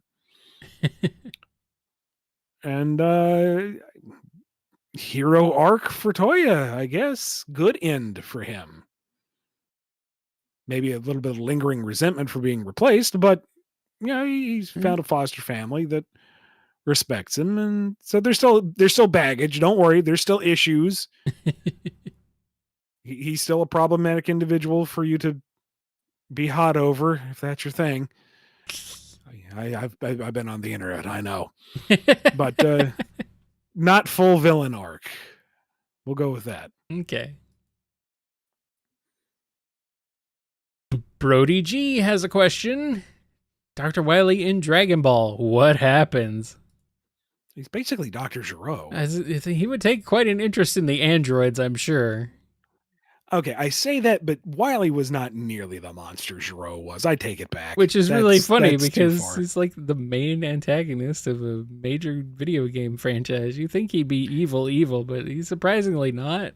It's weird. No, he's selfish more than anything. Gero is messed up.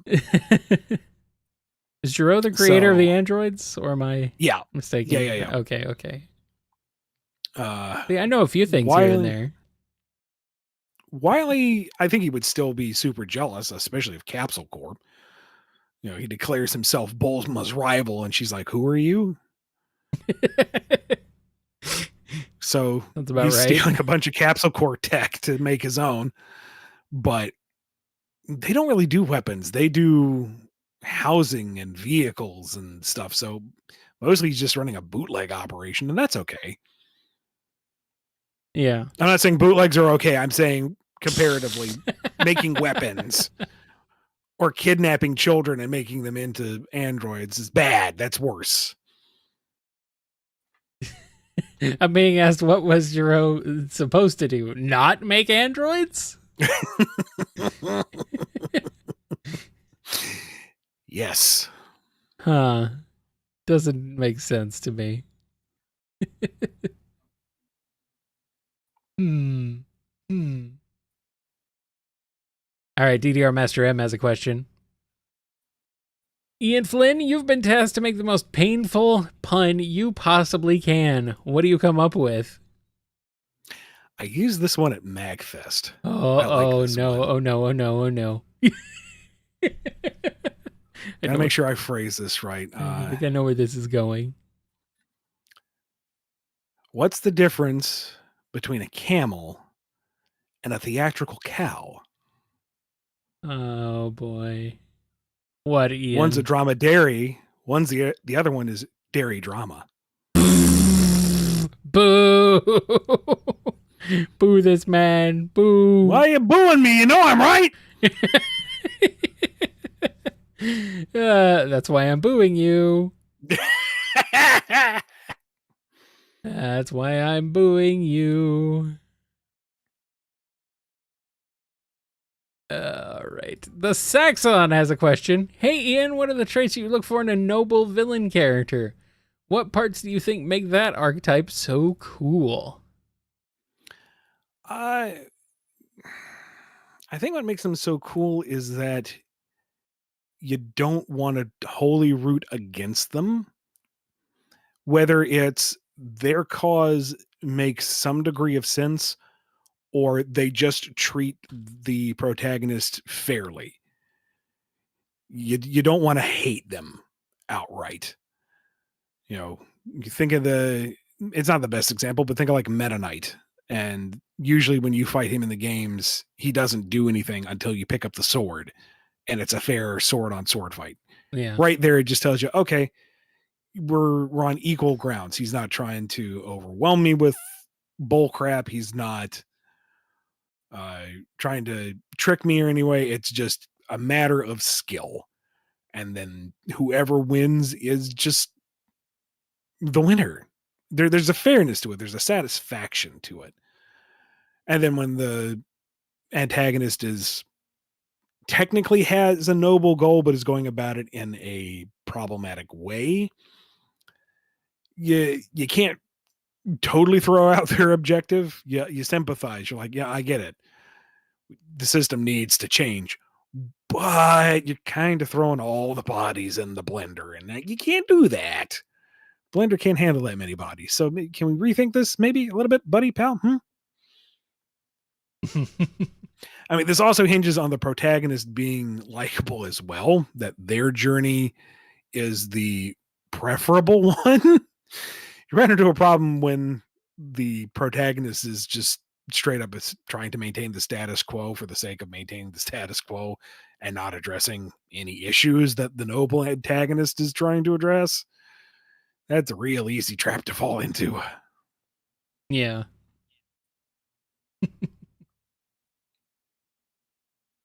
All right. Let's go ahead and switch over to a couple super chats that have come in. This one is from Josh Scorcher. We've seen water healers, light/holy healers, and nature healers. How would you write a fire healer? Theme it around the warmth of the hearth. Yeah. It's a soft glow. It's a warming energy. It's that flame is the primordial energy, arguably the first prototypical form of life, and that you are nurturing the flame of the individual spirit, rekindling it into something burning bright and strong. Yeah. And there's like, things like cauterizing wounds and stuff like that too. It's, Yeah. Fire's an inherently destructive force, but it can also be wielded for non-destructive purposes, so it works. It makes sense. And Alec Mack asks, do you think alt reality Ian, who became an English teacher, would still be asking... All right, hold on. Do you think alt reality Ian, who became an English teacher, would still be asked fan/shipping questions on the BumbleKast equivalent, or would he mellow out? No, English teacher Ian doesn't have time to write anything else. English teacher Ian doesn't have time for a podcast. What are you talking about? Yeah, no, English teacher Ian is wholly devoted to trying to remember all the students' names because I'm terrible with names. Yeah. Making sure they're on the curriculum, jumping through all the hoops of the bureaucracy that is the school system and beyond. And, trying to have a life outside of that while also managing a budget. Are you kidding me? So, no. English teacher Ian never wrote for anything outside of, maybe some personal enjoyment. The BumbleKast never happened. Well, that reality sucks. But maybe English teacher Ian is sitting there grading papers while listening to KNGI because he's otherwise free. Because you do know me. You would probably still know absolutely. me in that universe. So there's that. All right. Back to standard questions. Sedgel asks, in Solitarobo, there's a robot called Dayak. They allow the pilot to have long arms that can hold and toss pretty much anything. It can even fly. How would the Dragoon cast react to having one? I mean, Wynn wants to knock down all the buildings. Because what else are you going to do with giant arms? That's what they're for, right? And Foreign's like, you use it to pick things up or navigate or possibly fly. Well, we fly in the ship all the time. Yes, but not destructively. Usually. Everyone just kind of gives it Job in the side eye. He's like, don't look at me. I fly where I'm supposed to go. You're the whole yapping behind me as I'm trying to fly. And Lissy says that a robot with arms that big can give the biggest hugs. There you go. Adorable. And knock down buildings. And then she and Wynn giggle incessantly. And Foreign's like, oh, Lord. Oh, no. What have they done? Here's one from Cherry Sapphire Cherry. It's 2006, but the comic you wanted to work on got canceled. So you get to work on a new Star Fox ongoing tie-in to Star Fox Assault instead. How would you have continued the story of Star Fox? Picking up where Assault left off? I guess explore the dynamic of Peppy is now more of the ship commander strategist, and Crystal has filled in his role as the on-the-fly observant individual. I liked that role for her because it still filled the niche of insight while in battle, but instead of coming from a lifetime of experience, it came from her psychic abilities. And I just thought that was a real clever way to maintain the status quo, but still keep it true to the individual characters. I liked it. Spend more time with the cast, outside of life or death battles. You see them pick up smaller jobs, taking on space pirates, exploring the Lilat system, or other weird planets. General Pepper. Well, General Pepper, in my mind, was gravely wounded by the Aperoid invasion. So I guess that would kind of be the bridging point going by command of Peppy leaving the Star Fox crew and being put in command of the Cornerian army, which would be interesting to not only explore, but rationalize. But yeah, mostly just let the crew hang out and let's see their dynamic going on fun adventures before we get to the point where Fox has his mental breakdown and disbands the team. Nah, forget all that. Just reboot and start over and retell the first game again. It's the only story they can come up with, apparently, so. Well, now that I mention, how long would we have without making Fox's terrible decision feel especially stupid? I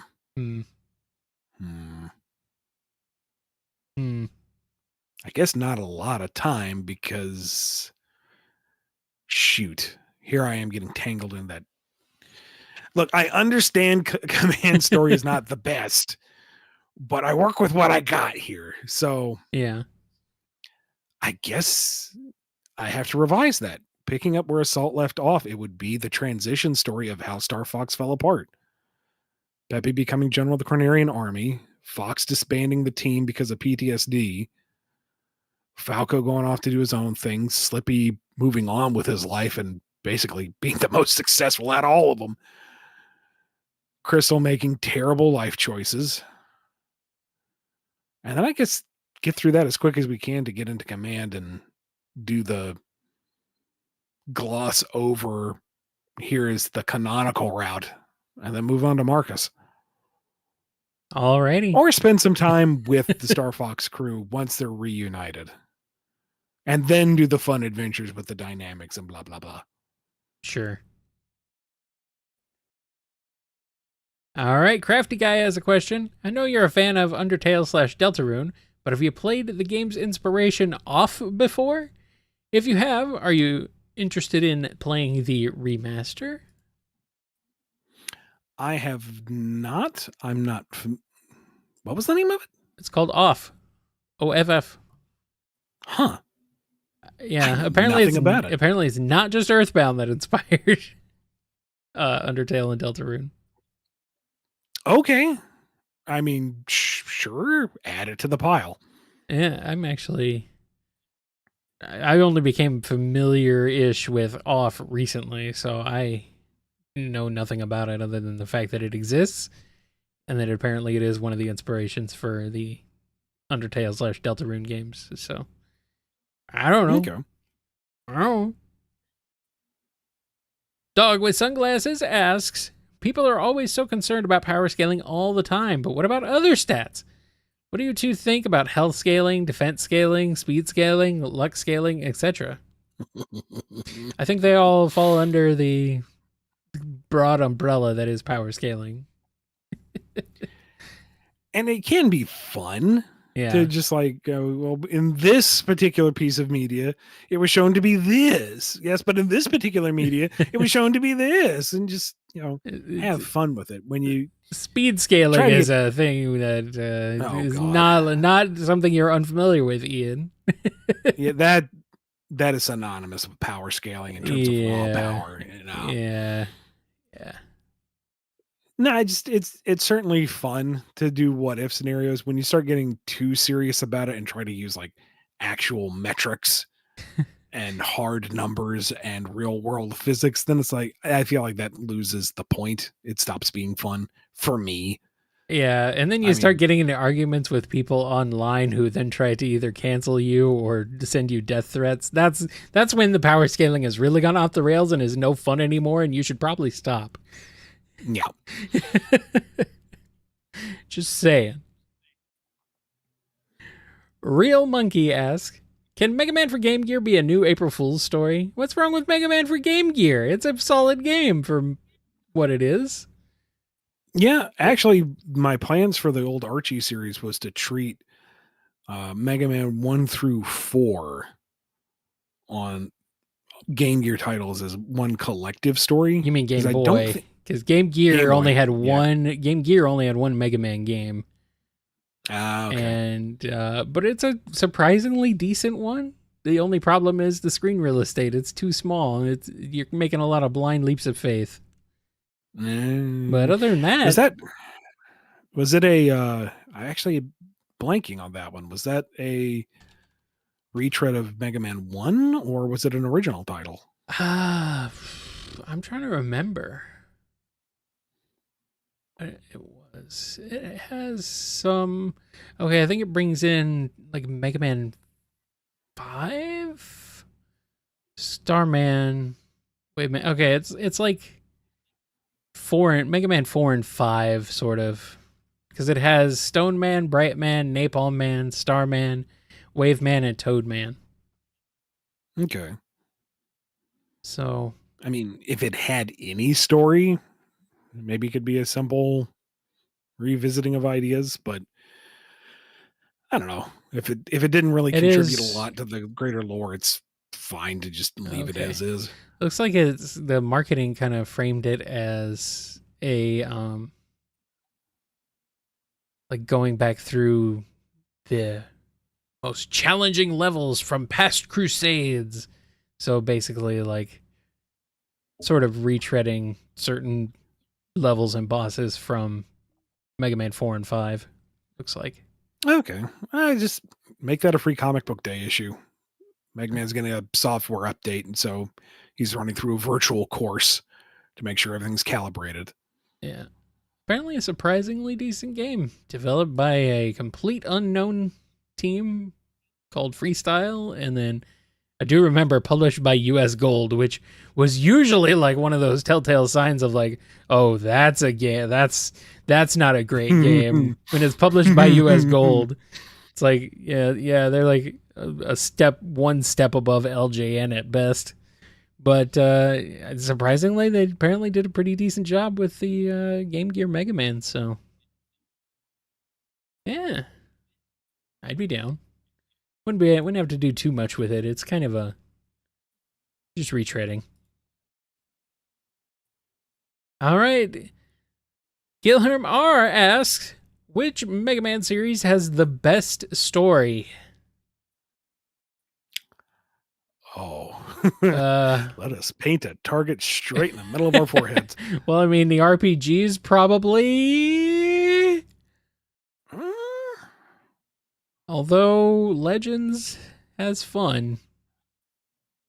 Legends does a solid job. I mean, Zero's a pretty concise, but Zero, yeah, that's true. Zero is really, yeah.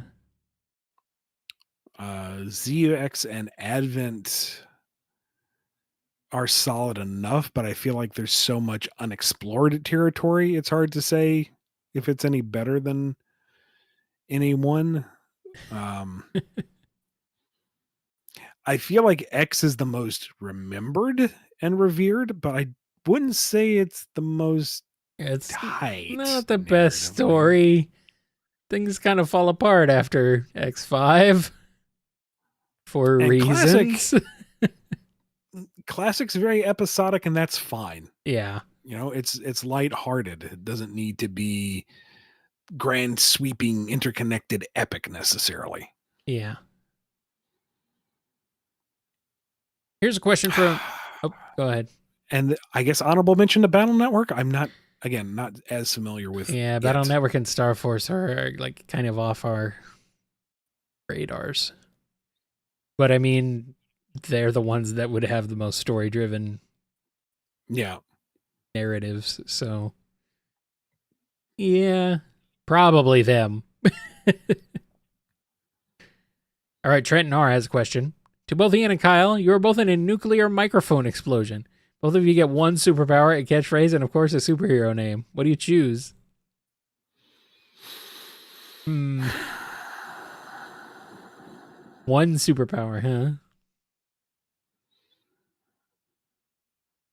I will be mic drop. And if I drop a mic, the reverb causes all of my enemies to just take a knee in submission. Yes. And I will be Dr. Giggles. What's my catchphrase? What's my superpower? Oh my God, he induces giggling in everyone. Got him. There's your catchphrase. Got him. Okay, fine. I'll take it. And General Jimmy's has a question. Ever heard of Dino Riders? It's a 1980s cartoon about space-age humans and reptile aliens using dinosaurs as war mounts, fitting them with armor, lasers, and missiles. I think Ian went off about this not too long ago. Multiple times. Multiple times, but very recently, I do recall. Of all the franchises we grew up with, why has this one not been revived? I don't know, because they don't ask you. Maybe someone should ask you. Look, all I want is my Utah Raptor with space alien mount and real firing rocket. Come on! Yeah, well, okay. I remember the Dino Riders toys back in the day were really expensive, though. Yeah. So by today's standards, you're probably be like ridiculous price. Yeah, well, I mean, Unless you get toys like be all like the that molds. now. Maybe you just buy all the Jurassic Park molds on discount and just strap some weaponry to that. That's fine. That's where the franchise is headed anyway. Come on. Pretty much. Pretty much. Give me my Deinonychus with a freaking laser beam on its head already.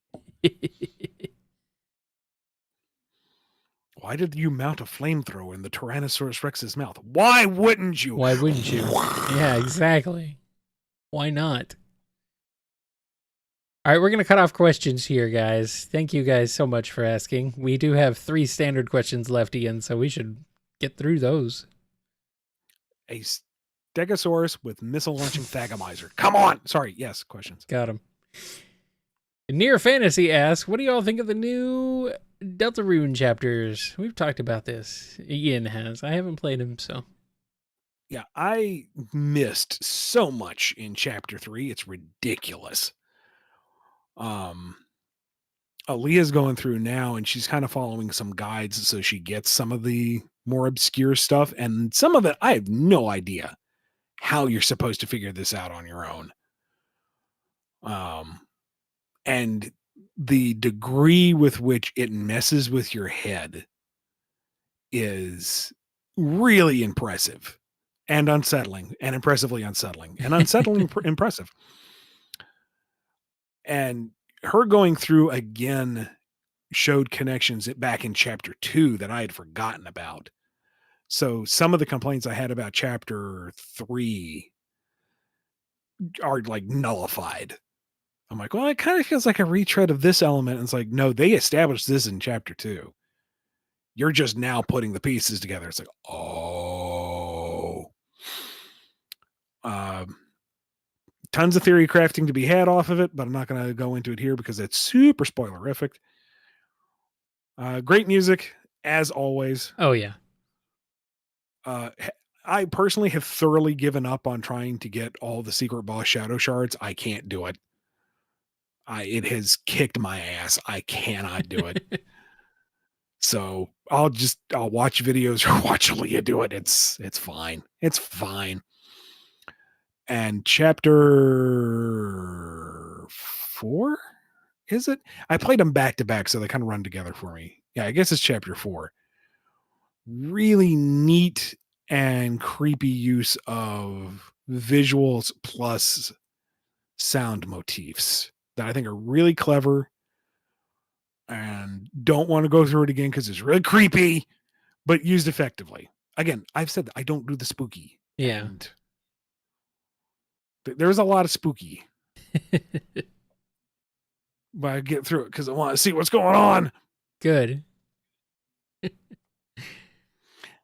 I'm going absolutely nuts over the dialogue in the chapter 4 secret boss fight because I see the obvious parallels and I want to know what they mean. Uh-oh. Spoiler alert. Dun, dun, dun. FMS Straws has a question. How much Undertale fan content have thee consumed across its almost 10 years? Deltarune as well. Not a ton of the fan content, to be honest. For me, none, really. No, that I'm a lot of. of cool seen some fan art. Well, yeah, fan art, yeah, but musical covers more than anything else. Yeah.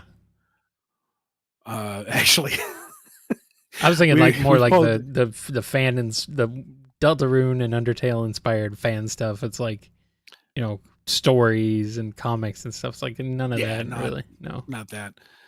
Have watched a few times now. 8-bit drummer trying to figure out the time signature for what's the track? It's one of the tracks out of chapter 4. I can't remember the name of it, but it's got an incredibly bizarre time signature that changes throughout the song. And watching him, because usually when he's doing stuff, 8-bit drummer, he's a drummer who drums along to various video game tracks, remixes, official, and all that. Incredibly infectious, wonderful attitude. Very cool dude. Yep. And just usually, yeah, he picks up. He's like, okay, and then he rocks out, and it's like, okay, that's cool. But with this one track, he's going all right, and he starts to drum along, and then no, it's not working. The perplexion on his face, and you can see him working through it. Like he's counting it out in his head, and he's counting it out in his hand, and he's just trying to wrap his head around it, and then it switches up on him, and he's like, What the frick, Toby? And it's a song called Third Sanctuary. Yeah, there we go. Okay. His Schadenfreude in that is hysterical. What kind of time signature is 23/6? Apparently that's what apparently at 4 minutes in, that's what that song becomes, and it's like, what? I can't even imagine like what that time signature sounds like. It's a really interesting sounding track as someone who is fairly illiterate in musical nomenclature. Yeah. So to watch someone who understands it try to decipher it on the fly and get absolutely flummoxed is delightful. I don't mean to laugh at his expense, but he seemed to be having fun with his flummoxation. Trying to figure it out. I don't feel like I'm laughing at him. All right, our very last question. Actually, this might bring us full circle because I think it's just a repeat of the first question where we started, but that's okay. I'm guessing they were not here when we started. It's been 2 hours. I've already forgotten everything. Yeah, it's fine. Last question on this episode. Santiago C. Hey guys, have you played Bonanza yet? If you already answered that, what's your favorite DK game and what aspect do you like the most of it? Well, I have not played Bonanza yet because I don't own a Switch 2 because I need to actually make a mortgage payment. You don't own a Switch 2 because what? Why is it $500 freaking dollars? US. Yeah, I know. That's true. It's a good point. Canadian. That's a good point. Ah, crap. It's closer to 800 Canadian, and that's without the freaking game. Oy. So I really want to play it. It's one of the main incentives, that and Kirby Air Riders. Yeah. I was thinking also Prime 4 for the extra shiny edition, but I might just do regular Switch for that because good night. Unless that lotto ticket finally comes in. And what we said earlier was my personal favorite, just purely by aesthetics, is Jungle Beat. Yep. And I said DK94 or the original Donkey Kong Country. I love all the Donkey Kong Country games, even Returns. I haven't played Tropical Freeze yet, though. Maybe I should do that someday. Not right now, though, because right now we are ending this episode of the BumbleKast. Yes. Thank you so much to Jennifer R. and Professor Rye for managing the questions. Thank you to Kazi for managing the social media stuff. Thank you to Kyle for reading all the questions and making the show work. Thank you for submitting all your questions, and double thank you for everyone who submitted your super chats and supporting us, because boy, howdy, do we need it more than ever these days. What a year. Thank you so much. Thank you again for joining us for these lovely 2 hours. If you're listening to the rebroadcast, thank you for tuning in. We missed you, but we're glad you're here now. Yes. Be good to yourselves. Be good to each other. And we will see you next time on the BumbleKast. Take care, everybody. Ooh, banana.